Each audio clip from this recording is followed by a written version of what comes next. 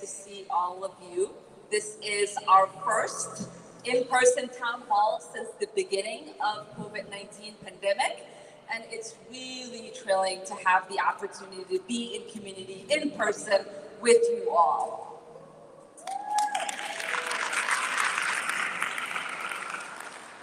As we begin this conversation tonight, I just want to reiterate why these town hall events are so important to me.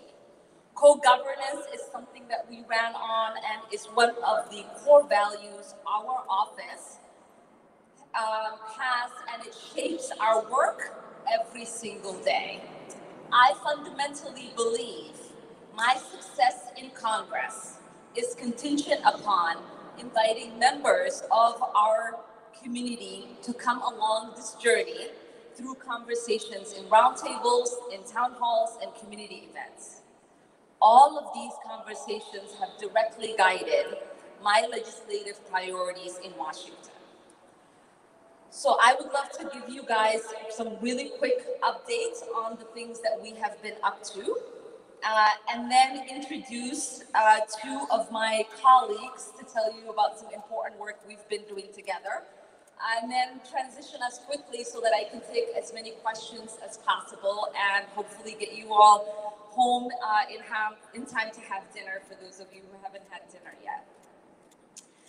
Earlier this summer, we advanced $14.4 million in funding for 10 community projects that we submitted in the spring. These 10 projects invest in communities that were hit the hardest by both the pandemic and the social unrest in the past year. They address joblessness, the food desert, housing insecurity, and access to healthcare.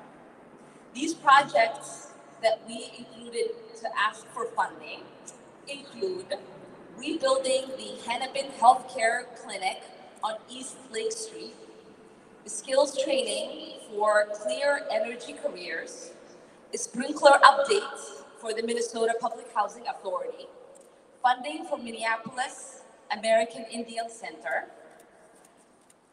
new workforce training in South Minneapolis, food business incubator at Northside Economic Opportunity Network, new recreation building in North Commons Park, clean energy training in North Minneapolis, updates to Sapatony Community Center, Brooklyn Center Health Initiative, and funding for Wadek Community Apartments in Seward.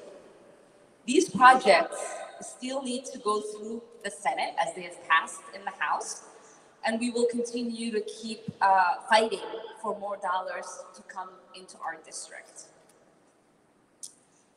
I know that, like most of you, it's been really heartbreaking to see the immense human tragedy in Afghanistan.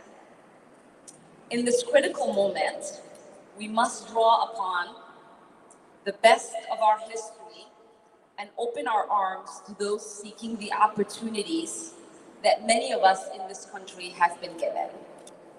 We must, as President Joe Biden said during his presidential campaign, never turn our backs on those who are, or that which makes us uniquely and proudly American. Our office has been doing everything we can to get those who are at risk out of harm's way. This commitment does not end with our military withdrawal. In fact, it is more important now than ever.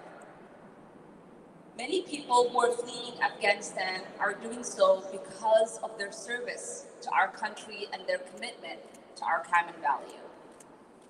Just as we mourn the loss of the 13 brave men and women with the US military who were killed last week, we should also mourn the loss of the children and families who've been killed days ago by the US drone strike.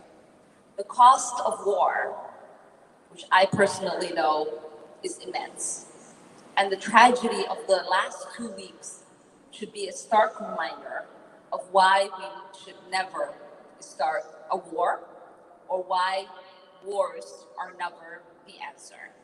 We must remember that human life is never replaceable.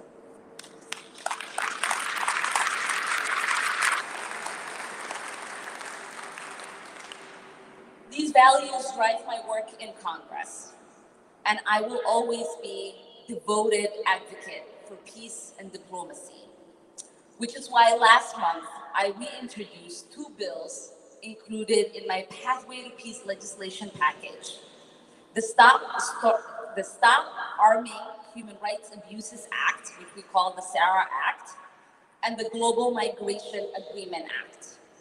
Pathway to Peace outlines a bold, progressive vision to rethink the country's approach to foreign policy by centering human rights, justice, and peace as pillars of America's engagement in the world and making military action a last resort. The Stop Arming Human Rights Abuses Act imposes universal rights and humanitarian conditions on security cooperations with the United States. The bill establishes red lines based on internationally recognized gross violations of international human rights and international humanitarian law. The Global Migration Agreement Act lays out a long-term vision for America's leadership on tackling the global migration crisis. It instructs the State Department and our UN ambassador to take the lead on creating a binding international migration agreement, which is similar to what we just did in Afghanistan. This proposal acknowledges the significance of current resources that are forcing displacement and unfair burden in countries like Sudan, Colombia, Niger, Jordan, Bangladesh, and the particular vulnerabilities of women, girls, the LGBTQ community, and other minorities. People are fleeing their countries to seek safety, and every country has a role to play in addressing the root causes. There needs to be a place along the migrant trail to protect vulnerable migrants. And there needs to be countries where people arrive and have guaranteed human rights. These bills are essential for putting human rights at the center of US foreign policy. Next, I'd like to tell you about some of the other bills that we have recently introduced. Last month, I introduced Support Act and the GPI Act. The Sending Unconditional Payment to People Overcoming Resistance to Trump Act, the Support Act, will create a guaranteed income program for up to $1,200 per month for adults and $600 for kids, following a pilot program in localities nationwide. The Genuine Progress Indicator Act will provide an alternative economic metric to supplement GDP calculations and revamp our economic policy lenses by including outlook, socioeconomic and environmental costs and benefits of economic productivity.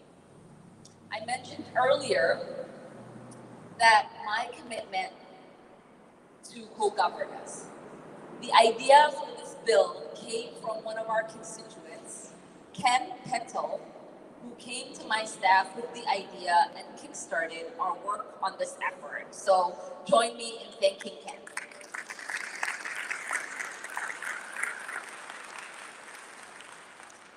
I know many of you have been following this, and as you've heard in the news, Congress is working on the latest infrastructure package in American history, and the largest infrastructure package in American history. Throughout these processes, I'm doing everything that I can to bring home much needed infrastructure dollars for our district. This summer, we were able to advance funding for 4 transportation projects in the 5th Congressional District totaling $32.5 million. These provisions passed as part of the Invest in America Act, the House's Surface Transportation Bill. The projects include $5 million for the Metro F line from downtown Minneapolis to Fridley, $4.5 million for the Metro E line between the University of Minnesota and Edina, and $3 million for the Cedar Seward pedestrian bridge at I-94. The package would also provide over $20 million for the Metro Blue Line Extension Light Rail Transportation Project, which will extend the existing Blue Line LRT from Target Field Station northwest to Brooklyn Park and connect communities along the way. The Invest in America Act makes transformative investment in America's infrastructure, creates millions of jobs, advancing bold action on our climate crisis, invests in affordable housing, and expands affordable high-speed internet across the country. This legislation invests in underserved communities and addresses long-standing disparities on many fronts. I'm glad this package includes my provision to address long-standing disparities and invests resources to help future generations thrive. While Congress is working on these bills, we can't allow structural infrastructure to compete with human infrastructure in Congress. So we must invest in both. We made a promise to the American people that we are going to have a package that fully meets the moment and addresses the dire investments that our country needs and has neglected far too long. I will continue to push for both the bipartisan bill and the reconciliation budget bill together to ensure that we are not prioritizing one over the other.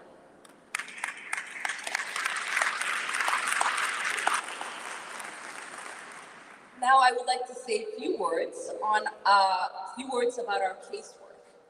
I know some of you in the audience have already worked with our office on casework. It is one of the least known but most important service my office provides to constituents. Whenever you are experiencing an issue with government, my staff can submit an inquiry on your behalf and liaison with any federal agency. Some of the situations that we can help with are immigration delays, pending small business loans, child tax credit payments and stimulus payments that you might not have gotten, Social Security issues, expediting passports. If you have a current concern or if you aren't sure if your issue is something that we can help with, please find one of my staff members, if you guys would wave across the room to help get you started once we are done. Throughout the last 18 months of the pandemic, my team's work has looked very different than it typically does. I'm someone who believes challenges can bring about opportunity.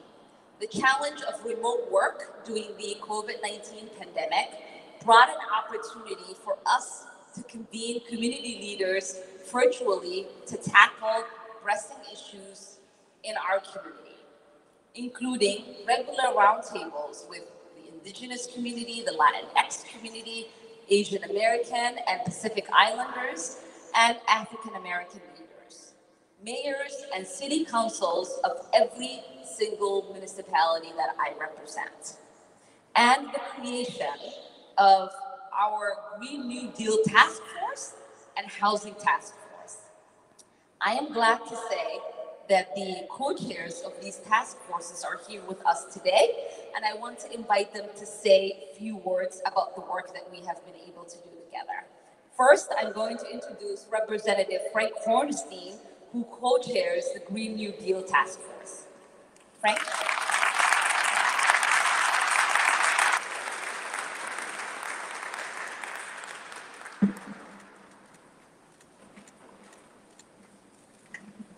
Good evening, everybody, and thank you so much for coming to this town hall meeting.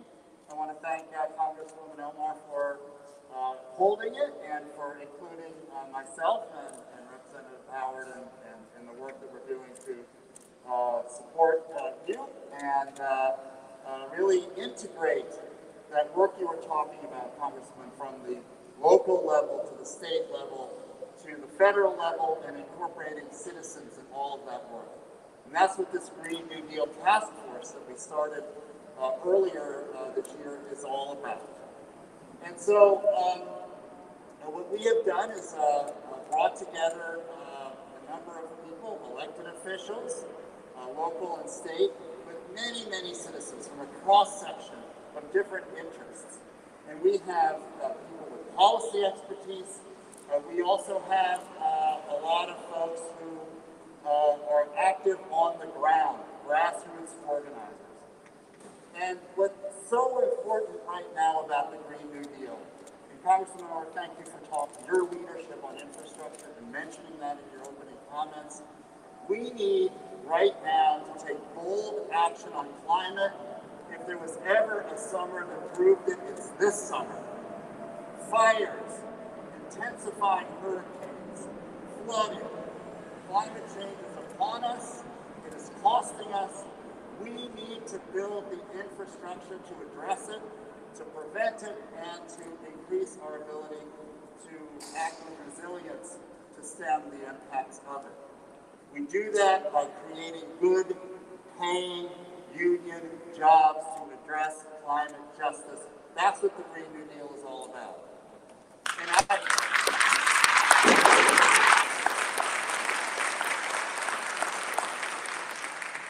just one last thing before I get into a couple of the items we're working on in the task force. Again, thank you, Congresswoman, and your leadership in the Congressional Progressive Caucus. The CPC, along with Senator Sanders and others, did have a bold vision for infrastructure. That historic investment you talked about wouldn't have happened without the Congressional Progressive Caucus, Senator Sanders, and the grassroots organizing that went into it. That's why we have that historical investment.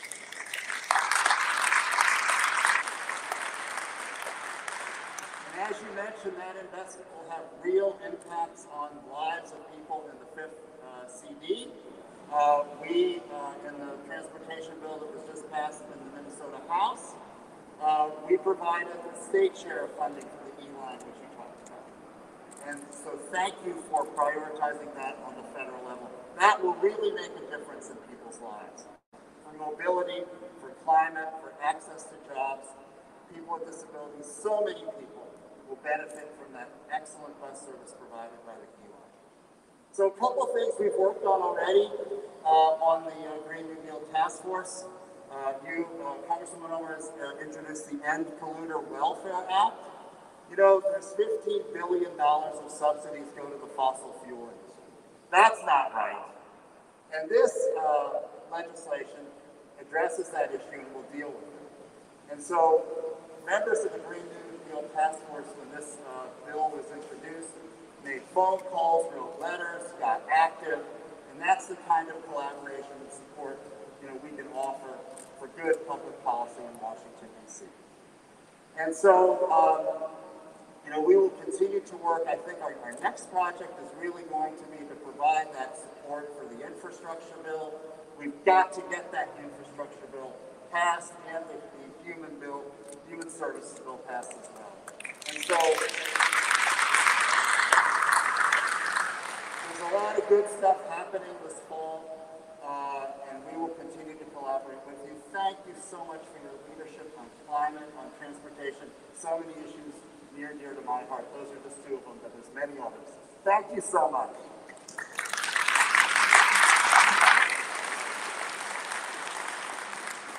And thank you, Chairman Hornstein, for your leadership on transportation and the environment. Next, I'd like to welcome Representative Mike Howard, who co-chairs our Housing Task Force.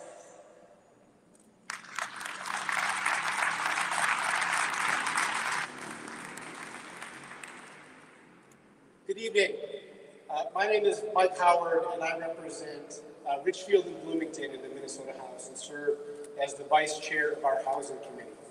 And as we've heard a little bit already, I mean, this last year and a half has been beyond difficult for our constituents, for Minnesotans. And in the area of housing, we had a housing crisis before this global pandemic. And I can tell you, I appreciated as a state representative working on housing every day that we had a congresswoman who was fighting for the big solutions that are necessary to truly address our housing crisis at the state and national level. But what I want to share about our housing task force that was created is really a model of co-governance, of bringing elements together, working on an issue that I haven't seen present before. And it was so refreshing to have the conversation with Ilhan and to hear questions about what are we doing at the state level, not just sort of filtering down, here's what's happening at the federal level.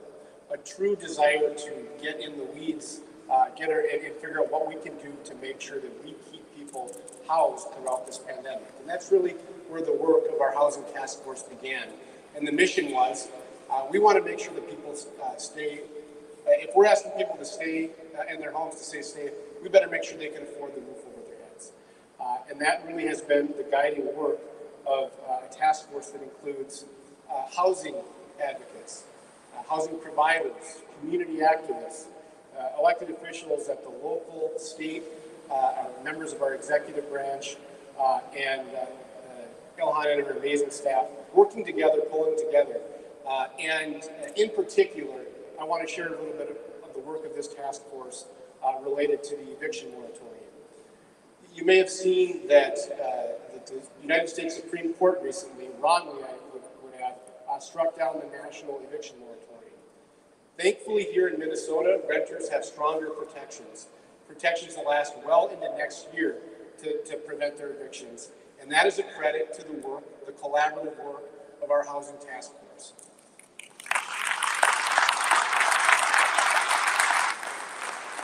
In Minnesota, right now, we have an eviction moratorium still in place that will off-ramp later this fall. But importantly, as part of our off-ramp, if a renter has an open application for rental assistance, they cannot face an eviction until June of next year.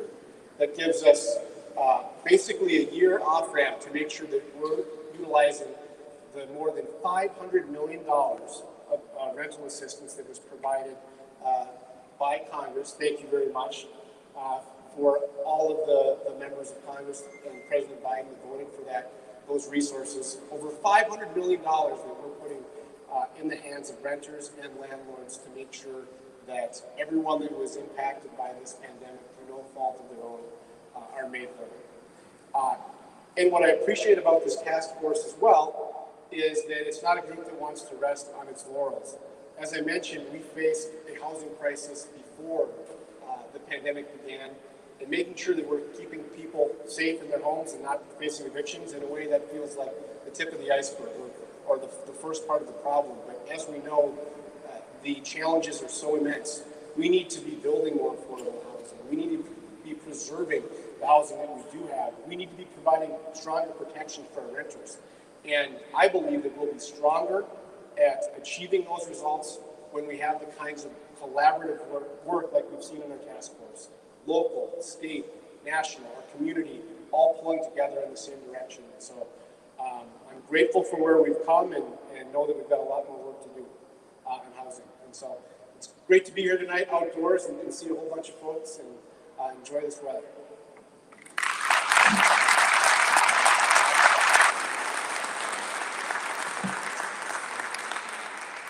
Thank you, Chairman Howard. It is really exciting to have people that are eager to work on tackling some of the persistent problems in our society in housing, transportation, and infrastructure. And our environment have been that. And so I'm just really grateful for Frank and Mike for being, my brothers in this work of trying to provide on behalf of our constituents. With that, we're going to take some questions. I think we have a holiday up there that will come around. And if you have a question, raise your hand.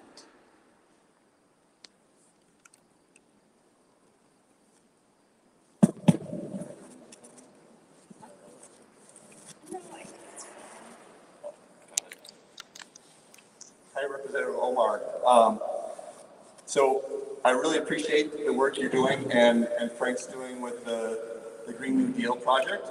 And I've got a sign here that says, I think this dovetails well with that project, is that putting a price on carbon is something that will create a market for those green jobs that Frank was talking about. So Representative Omar, where do you stand on putting a price on carbon dioxide?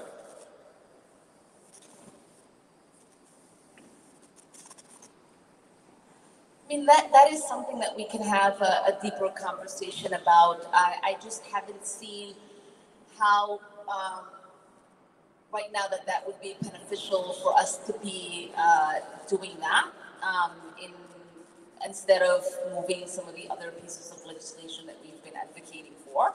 But I would love to chat with you all afterwards to see why you think that would be something that we should prioritize.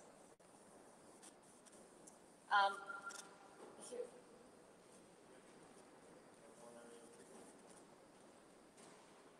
Okay, great.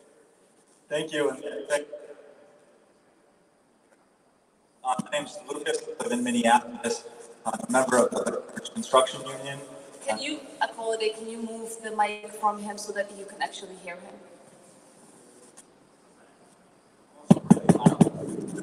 Okay. So I'm a member of the Laborers Construction Union. We build a lot of infrastructure, and we're incredibly excited about the 1.2 trillion bipartisan infrastructure bill. It's going to mean upwards of $6 billion invested in Minnesota, from broadband to public transit. So we're excited. We want it to get done. I'm also extremely worried that it could get caught up in the partisan debates when we tie it to the larger budget bill, and I'm worried that could sink it. I really don't want that to happen because I think we've got something incredible in our grasp. And I'm just wondering what you will do to make sure that it passes and then it gets to President Biden's desk. And thank you for the time. Thank you. I am pretty optimistic that this piece of legislation is going to pass. It has brought support in our caucus, and it has brought support in the Senate. I don't think that it is, something that has the risk of failing. There is right now a real opportunity for the first time, I would say, in my lifetime and in the lifetimes of people in this room, that we can actually get real investment, not just in standard infrastructure, but in human infrastructure as well. And I don't think we should waste that opportunity. The president campaigned on a Build Back Better agenda. That Build Back Better agenda includes both what's in the bipartisan infrastructure bill, and it includes what we are trying to put into the reconciliation budget. And combined is what we need in order to be able to deliver on that agenda. And I think we should give the president the opportunity to have his full agenda enacted.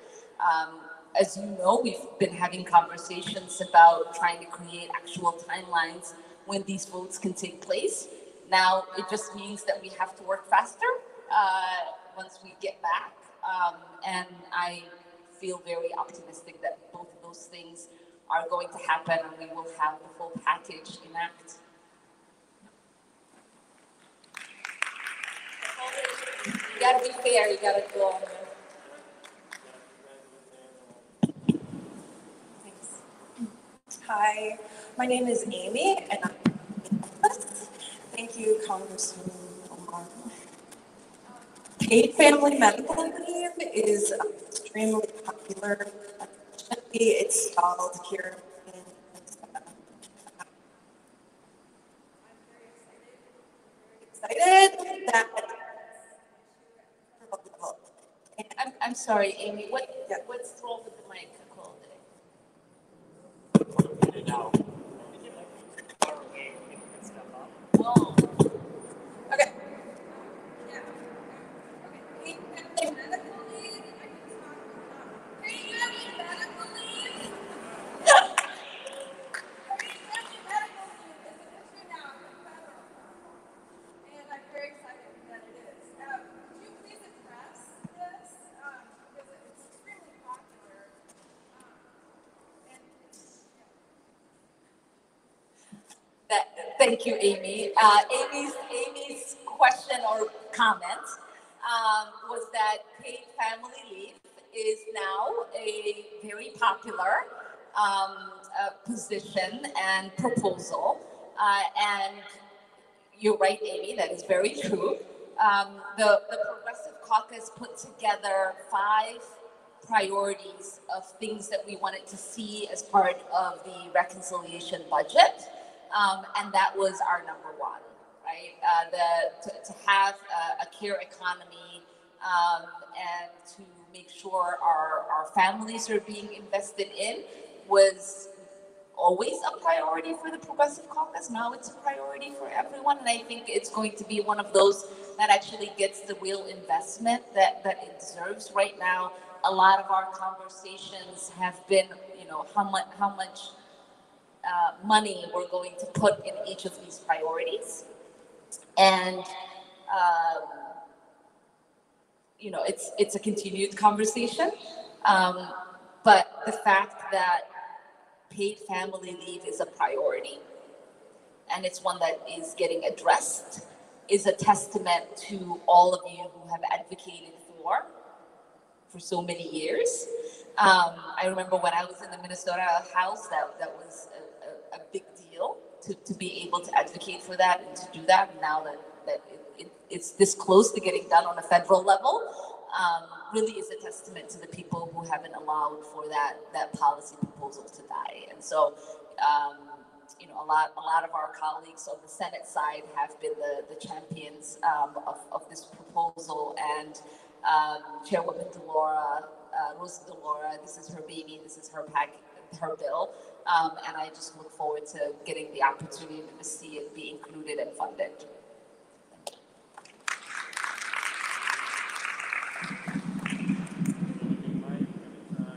Equality. Thank you, Representative Omar, for making yourself community constituents. I was going to say, considering how effective congressional progressive Democrats are running crafting this bold and substantive reconciliation bill through the power of holding the role of finally using your power, not just don't use your power, but using your power to hold your role and say, hey, we're not going to go on this bill unless it is a substantive concern.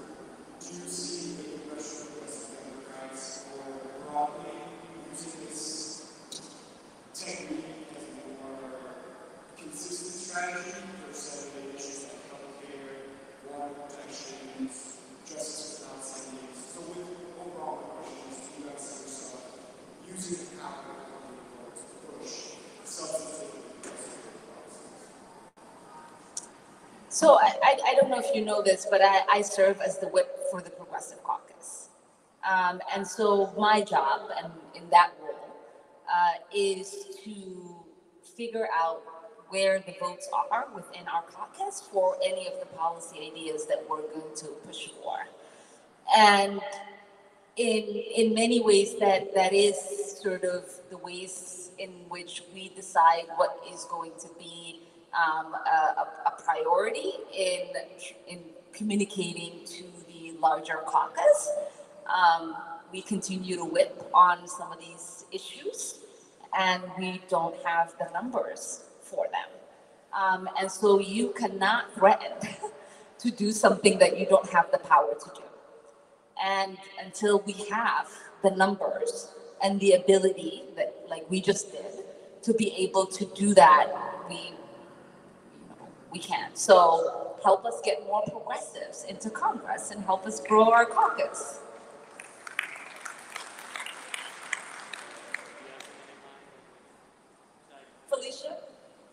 in the purple? That is you, right? I'm good.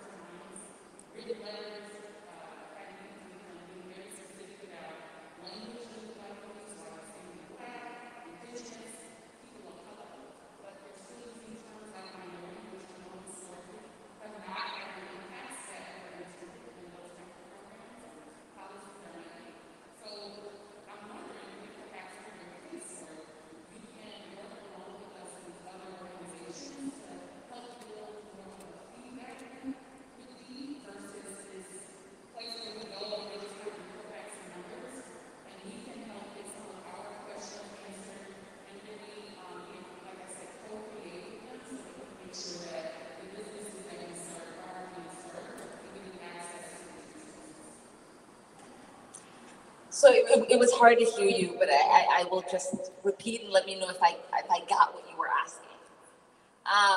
It is hard for Black and Brown Indigenous small businesses to be able to get resources from deed, and you're wondering if our office can liaison and help create a space where you all can have a conversation with deed to try to get some of those resources directly into these communities.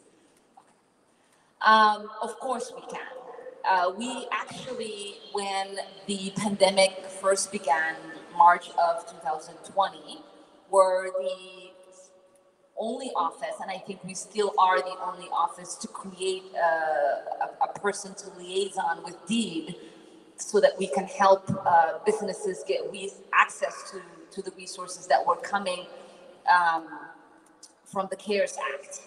As you know, Felicia, and I don't know if everybody knows this, the only agencies we are allowed to liaison with is federal agency. So we often do not do liaison work with state agencies.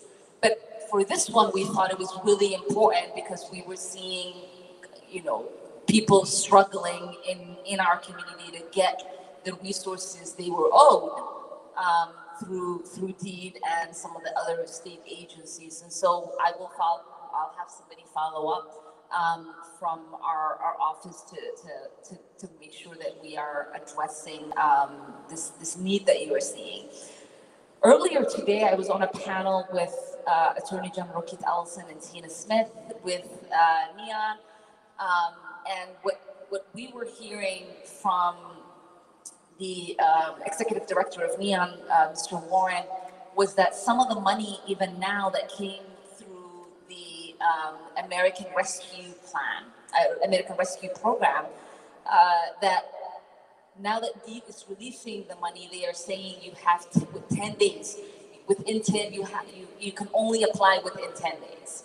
And so we know many of these small businesses in our communities, they don't have, or even nonprofits and others that would qualify for some of these resources, they don't have people who are in-house who write grants. They don't have people in-house who are business managers and can process these things for them. Sometimes it's just one or two people, and to be able to hear it and have your application ready and processed within 10 days is likely not going to happen. And this is why we see disparities in these resources oftentimes, because businesses that are established oftentimes will have access to these resources because they can get to it. And businesses like the ones that you help in West Broadway, it's hard for them to have the resources that they need. And so thank you for bringing that up, and we will do whatever it is that we can do within the legal limits to be able to do that with you.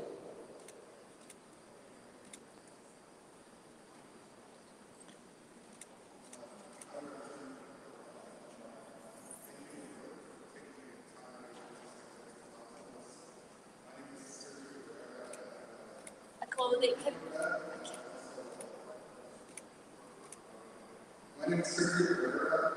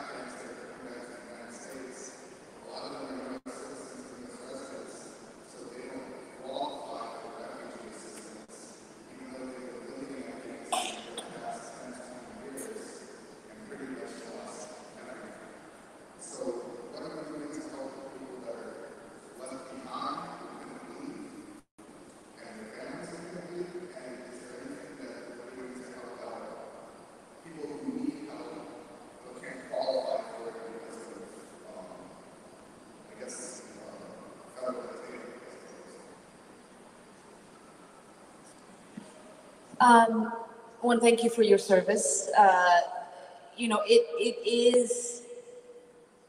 It's been really challenging to try to get full understanding of the who's included in the number of people who've been evacuated, right? We think it's really important that over 120,000 people have been evacuated in 2.5 weeks. That's miraculous. As someone who knows just the challenges of trying to escape a situation like many were escaping in Afghanistan.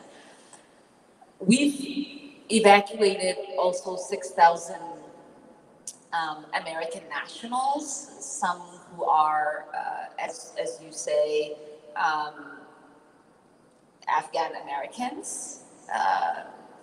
There are, we have one constituent who was an elder man, and he didn't want to be evacuated without his adult children, and there's some complications in trying to create the paperwork that is necessary for that to happen, because in family reunification, the way our current system is set up, you can't apply for reunification for some members of your family in certain classes, right? The other thing that we are seeing that I am extremely panicked about, and I've been having a lot of conversations, not just with the state, but with Speaker Pelosi and appropriators on the Appropriations Committee, is we airlifted a lot of people. A lot of these people are going to go into military installations in the United States or abroad. But as you know, the airbase in Qatar or here in Wisconsin, that is considered American soil, right? Because it's American airbase. And my worry is that refugee is categorically someone who gets a refugee resettlement, not just someone who's escaping, right? And it's like sort of fits into the category of being refugee. But in the United States, the only people that are refugees are people who have received refugee resettlement. And those are the only people who qualify for resources under our refugee resettlement programs. So if you have somebody who is airlifted from Afghanistan who is in a military base in Qatar or in the United States, they are going to be considered um, asylum seekers, right? Like people just coming to our border because we are their first country of entry. So they are not going to be much different than the people at our border in the southern border. And if you seek asylum, when you come into a country, obviously internationally, you have a right to seek asylum and make your case, but you don't get resources as part of the refugee resettlement.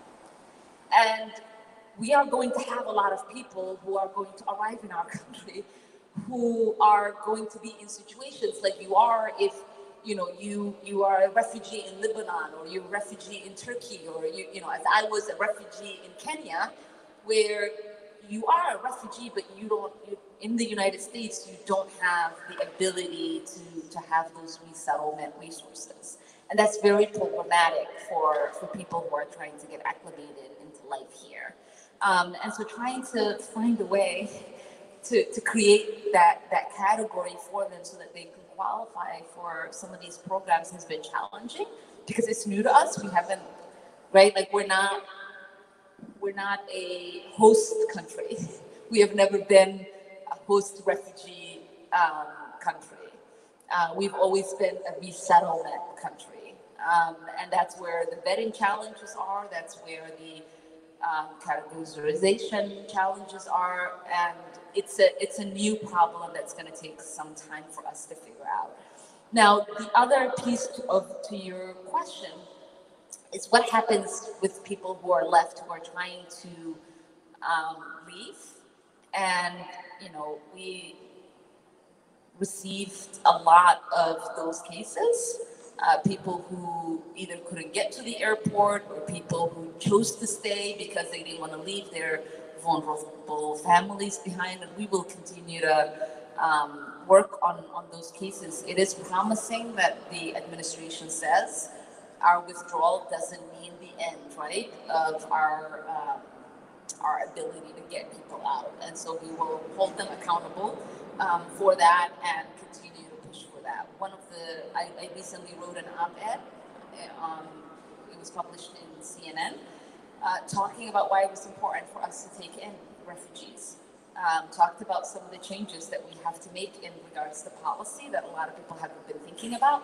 And we also talked about how we have to lift the cap, because even if we classified some of these people as refugees, that means we can't let them enter the country because we haven't allocated enough resources.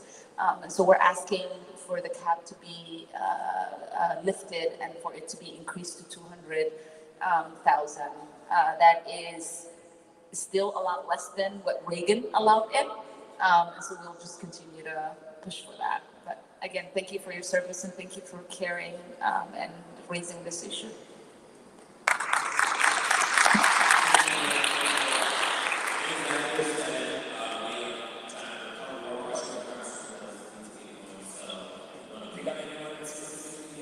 Yes. Yeah, let's. I mean, Will you need to talk very loud into the mic for us?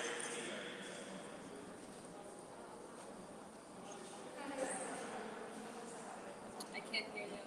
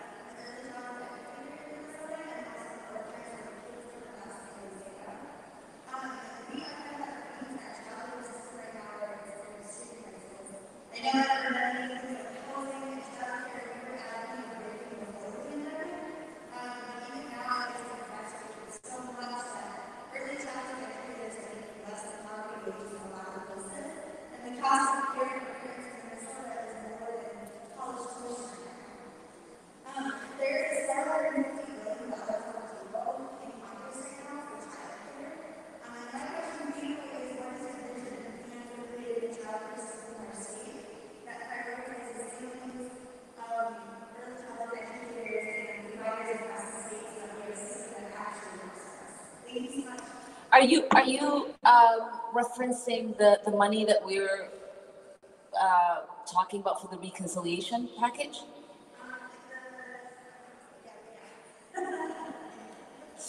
Okay, so actually that's a really good point, because what we envision is going to be the hiccup and the thing that we have to work out. We currently don't have a childcare system that is like the one that we are hoping to create, right? Where families will not pay more than 7% of their income for childcare. We currently don't have a system where there is a certain amount that childcare workers have to get paid, and so even when we do pass the reconciliation bill, not if, when we pass the bill, it is going to take a long time. I think we're saying a year and a half before it gets implemented, because it's a whole system that we have to build.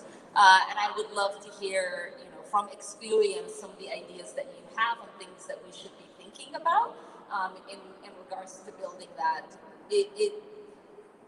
For me, at least, what I care about, what I want to make sure is that it is not going to be a means tested one for families, because just making sure that it's universal and nobody pays more than 7% of their income for childcare should be enough. And right now, Katie Porter and others, including myself, are having a conversation about the age children should be covered in this childcare program. There's a lot of us who are mothers of children. I have 3 biologically and 4 and kids, and it is, like you said, it's very expensive. It's hard. Different states have different rules about how old a child has to be in order for them to be left home alone. And so creating a program that is universal, that has standardized policies throughout it, would also be really helpful to a lot of families.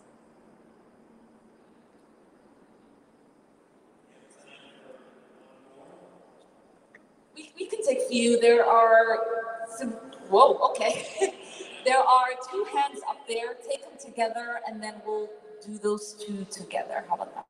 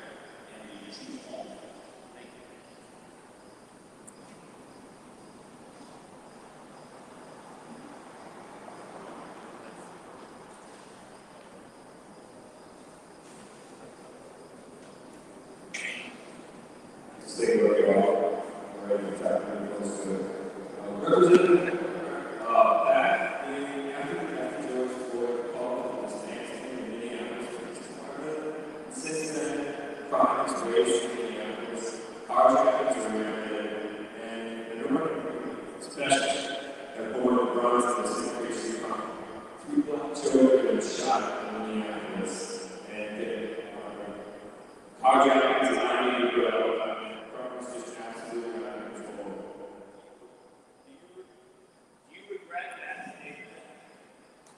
And do you still believe the Minneapolis Police Department should be dismantled? And do you support the charter amendment that would enable the city council to do that, that Representative colleague Andrew Craig spoke out against? Let me do these three. For the two bills, I think I'm on for sure one of the bills. I'm not positive about. The second, somebody in my office will check to see if I'm co-authoring those pieces of legislation. They sound familiar to me, but I'm not 100%. And I will say, I mean, a part of our push to have the reconciliation budget pass in simultaneously with the bipartisan piece of legislation, bipartisan infrastructure, is that to make sure that we are funding our care economy, that we are prioritizing our families, that we are, doing something significant about climate, that we are not wasting this once in a lifetime opportunity that we have to make real progress in some of these policies that we have been advocating for a really long time. Again, trying to find the space where you can push without having complete collapse of getting anything is the role that I play in the Progressive Caucus, right? We have to try to make sure we have enough votes in order to be able to pass anything. If I were to say, I'm not voting for the reconciliation bill, I'm not voting for the infrastructure bill unless it has A, B, and C, that's half, more than half of my constituents not getting some of the things that they want to see implemented, right? And so I get the need to say, like, burn it all down, but burn it all down does not serve, the 700,000 people that I represent that send me to Congress to be an individual voice for all of them. And so trying to see what we can move and what we should be opposing is part of that work. I just wrote an op-ed in the Star Tribune, so you take a look at that. I obviously support the amendment. I ask everybody to vote yes for this amendment. This is once in a lifetime opportunity for us to get rid of a charter that has created hindrance, for us to have the kind of progress and real developments in our city. And once we get rid of it, we can have a conversation on what we should be doing about public safety to make sure every single person in our community feels safe. We'll do these two and then call it a night.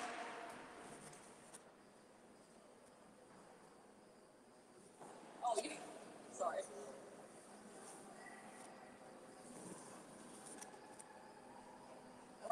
Thank you, Representative.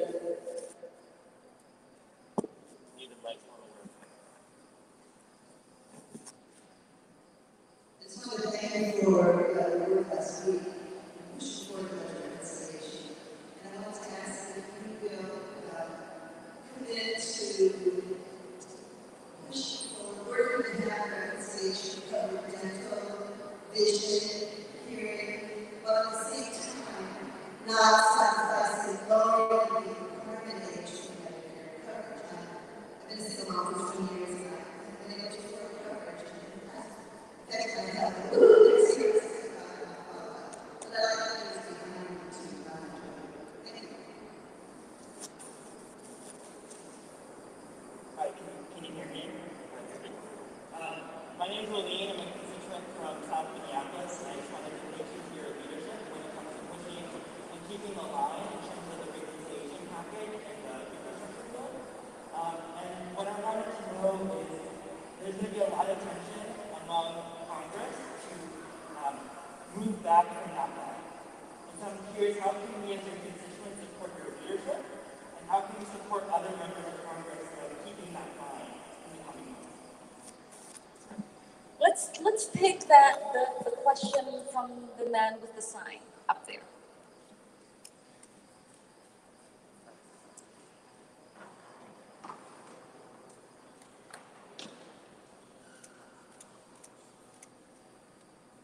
Representative Omar, I just wanted to say that because of your strong voice for the people, you were able to defeat the super funded candidate that opposed you in the last election. I think your voice for the people's needs is going to help defeat the next bozo that they run against you with all the money that they can give that person.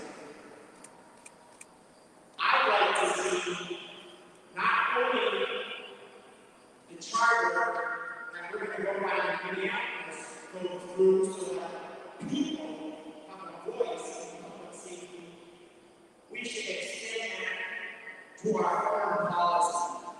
As a member of the House Foreign Relations Committee, we need to defund the military. We need to have a voice in that undemocratic, money-voted military industrial complex that has taken over our government and has used their lies, their murder, their deceit, their assassinations against their own people, us Americans, in keeping us from getting what we need. Healthcare for all, education, free education for all, guaranteed housing for all, combat climate change. How can you use your voice? I know that as member of one of the largest offices in the Democratic Party, that you have no power in, you think you do, because small caucuses like the Freedom Republican caucus and the Blue Dots, with almost less than a dozen, have gotten their say. So, what can you do? How can we support you? We want to work with your office.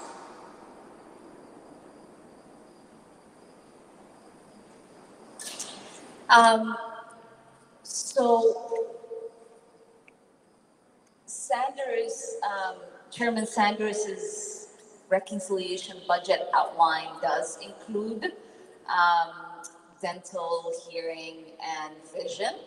And it does ask for the age to be lowered to 55 for eligibility. We've also introduced a standalone piece of legislation to make sure that that happens. It is going to be one of the things that we are going to push for. It was one of the 5 priorities that we organized around as a caucus, the Progressive Caucus, in sending our priorities to both Biden, Schumer, and Speaker Pelosi. And it's one of the reasons that we have this strategy of having, right, like the 2 pieces of legislation go together, be their strategy, because we've been pushing for it for 5 months. And we were able to sell that strategy, and it's the strategy that the Democratic caucus is using at the moment. So we'll continue to push. Thank you for adding your voice. Obviously, anything that you all can do to send, letters supporting our efforts, anything that you do in communicating with other offices that represent Minnesota in the delegation to say, we support the Congresswoman's push for these pieces of legislation is helpful in the conversations that we have. We certainly, the military-industrial complex is not the only one that sort of manipulates the American public and sets us up to invest in things that are not actually beneficial to us. But in so many ways, the media apparatus, right, like drafts a narrative that makes it that when you are talking about policies like Medicare for all, when you're talking about policies like canceling student debt, when you're talking about policies of ending homelessness, when you are talking about policies that center our humanity and dignity and safety in not just in foreign policy, but in public safety policies here domestically, they label you radical, right? They say everything you are fighting for is controversial. But when you have people who are pushing for policies that get us into war, that create economic blockade on countries that ultimately starve them and create a humanitarian crisis, or when you're advocating for corporate give-outs, they don't say that person is radical. They don't say that person has a controversial, point of view. They don't demonize them, right? Like they celebrate them. They say, "Oh, this is like a centrist idea. This is mainstream. This is somebody who's listening to everybody in their constituency." When in reality, every policy that I advocate for has 70%, 80%, 90% approval from the American constituency, regardless of whether they are Republican or Democrat or independent. And so it is important for all of us to continue to speak out on the fact that we are in these narratives being disproportionately represented. Right? The American public is supporting the Build Back Better agenda. They don't just want an infrastructure, the bipartisan infrastructure. They want both of these packages to pass. They want these real, bold investments to happen in our country. And in order for our colleagues to continue to believe that and push for that, they have to hear it from their constituents. They have to hear from their constituents. They have to hear from their constituents. Because ultimately we work for you and we serve you. And some of us have a value base that is grounded in advancing policies on behalf of working people. Not everybody does that. But we listen to our constituents. And if our constituents are loud enough, they change our point of view on particular policies.